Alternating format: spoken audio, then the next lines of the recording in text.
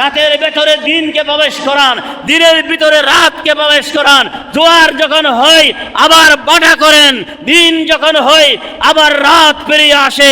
এই সকল কিছু মহান আল্লাহর অসীম কুদরতের নিদর্শন। বড় করে বলুন সুবহানাল্লাহ।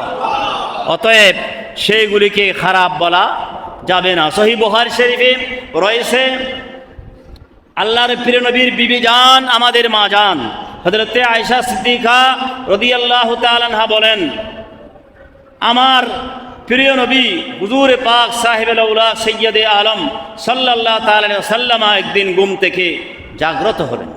ঘুম থেকে জেগে উঠে আল্লাহর নবীর সাদ ফরমালেন সুবহানাল্লাহ। কি বলেছেন? সবাই বলেন না। আল্লাহর নবী ঘুম থেকে জাগ্রত হয়ে বললেন সুবহানাল্লাহ। আবার বলেন, আওয়াজ বড় হবে আরো। সুবহানাল্লাহ বলে আল্লাহর পবিত্রতা বর্ণনা করলেন এবং বললেন, এই পবিত্র রাতে কতই না মহান আল্লাহর ধনভাণ্ডারের দরজা আল্লাহ উন্মুক্ত করে দেন। বড় করে বলি সুবহানাল্লাহ।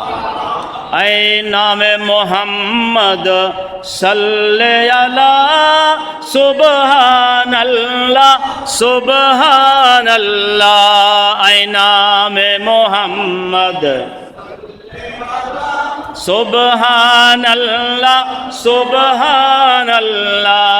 আই নামে মোহাম্মদ সাল্লে আলা सुबहानल्लाह।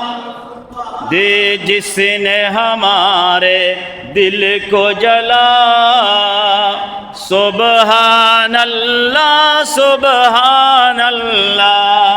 दे जिसने हमारे दिल को जला, सुबहानल्लाह सुबहानल्लाह। कुरान उठा कर देखे जरा, मालूम तुझे हो जाएगा कि कौले मोहम्मद कौले खुदा। सुबहानल्लाह सुबहानल्लाह। ऐ नामे मोहम्मद सल्ले अला सुबहानल्लाह सुबहानल्लाह। अल्लाहर प्रिय नबी रसूल अरबी सरकार दो आलम नूर मुजस्सम रसूल मुकर्रम शफीए मुअज्जम फखरे बनी आदम नबी रहमतुल लिल आलमीन বলে উঠলেন সুবহানাল্লাহ। এই রাত কতই না সুন্দর, এই রাতের মধ্যে আল্লাহ কতই না আল্লাহর রহমতের ধনভাণ্ডারের দরওয়াজাকে খুলে দেয়। আল্লাহর প্রিয় নবী রাসূল নবী সাল্লাল্লাহু আলাইহি ওয়াসাল্লাম প্রতিদিন সকালে যখন জাগ্রত হতেন, জাগ্রত হয়ে মহান আল্লাহর দরবারে ফরিয়াদ করতেন আল্লাহুম্মা। বলেন না, সবাই বলেন আল্লাহুম্মা।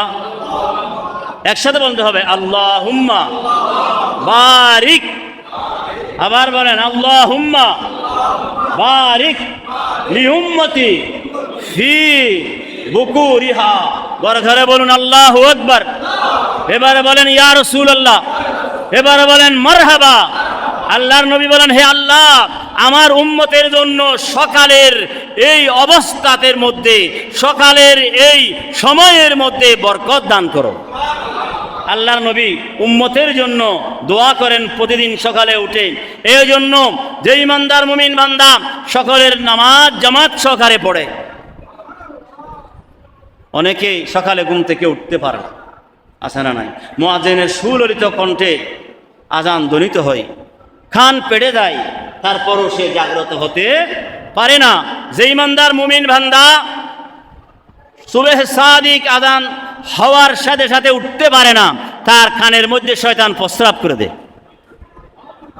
কে প্রস্রাব করে? কোথায়? সহিহ বুখারী শরীফ খুলেন।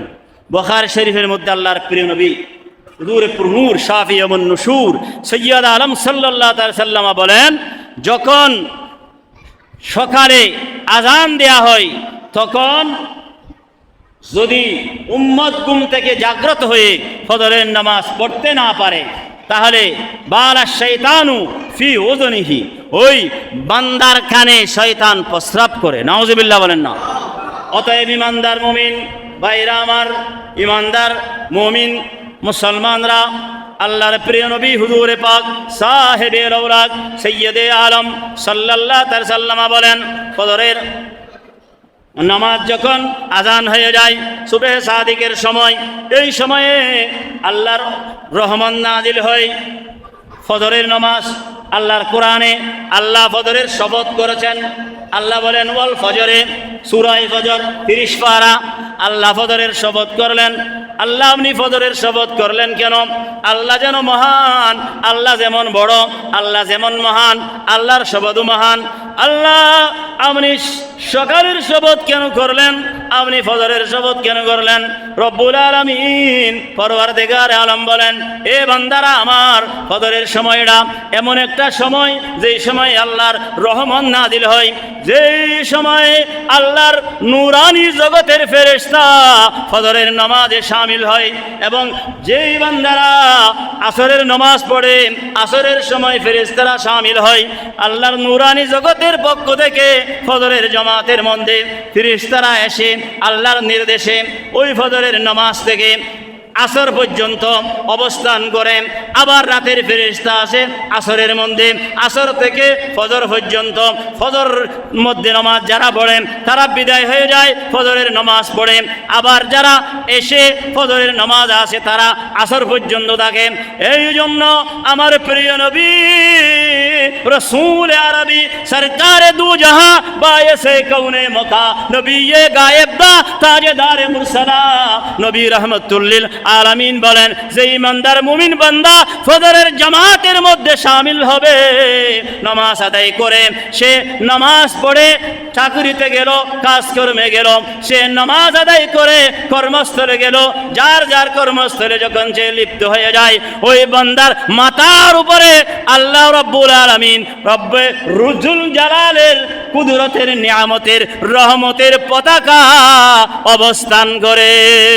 সুবহানাল্লাহ, ইয়া রাসূলুল্লাহ, ইয়া হাবিবাল্লাহ, ইয়া রাসূলুল্লাহ,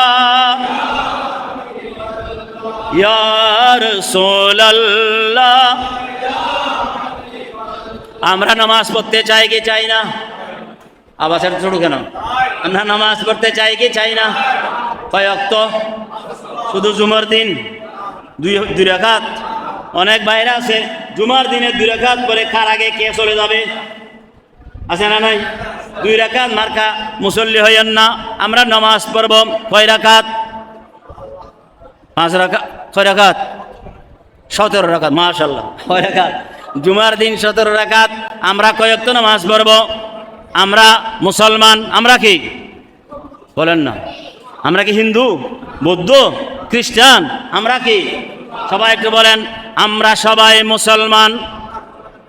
কই আওয়াজ কইল? আর বড় করে বলেন না। আমরা সবাই মুসলমান, ধর্ম মুদের ইসলাম, পড়ব নামাজ রাখব রোজা। কি আমার কথা বুঝেন না? পড়ব নামাজ রাখব রোজা, থাকবে না আর গুনার বোঝা। জোরে জোরে পড়ব নামাজ রাখব রোজা, থাকবে না আর গুনার বোঝা। আল্লাহ কবুল করুক, আমিন বলেন। কয় ওয়াক্ত পড়ব? 5 ওয়াক্ত। বড় করে বলেন না, কয় ওয়াক্ত? আবার বলি, আমরা সবাই মিলে নামাজ পড়ি। আর বড় করে সবাই মিলে নামাজ পড়ি, হিংসা মুক্ত সমাজ গড়ি। বড় করে বলুন আল্লাহু আকবার। 5 ওয়াক্ত নামাজ যখন আমার নবী বলেছেন, 5 ওয়াক্ত নামাজ যখন বান্দা জামাত সহকারে আদায় করবে, ওই বান্দাদের মধ্যে হিংসা থাকবে না, বিদ্বেষ থাকবে না, রেষারেষি থাকবে না, মারামারি থাকবে না। সমাজ থেকে অন্যায়, সন্ত্রাস, বেবিচার, পাপাচার, সমাজ থেকে হিংসা হিংসি, সমাজ থেকে মারামারি, সমাজ থেকে রক্তারক্তি দূরীভূত হয়ে গিয়ে সমাজের মধ্যে শান্তি প্রতিষ্ঠা হবে, শান্তির সমাজ বিনির্মাণ হবে। আমার নবীর আদর্শ আমাদের জীবনে যদি আমরা বাস্তবায়ন করতে পারি, সুবহানাল্লাহ, আমরা তাহলে 5 ওয়াক্ত নামাজ পড়ব। বড় করে বলেন না, কয়েকটা নামাজ পড়বো? 5 ওয়াক্ত নামাজ পড়বো। মহান আল্লাহ রাব্বুল আলামিন আমাদের সকলকে 5 ওয়াক্ত নামাজ পড়ার জন্য তৌফিক দান করুন। আর একটু বড় করে বলি আমিন।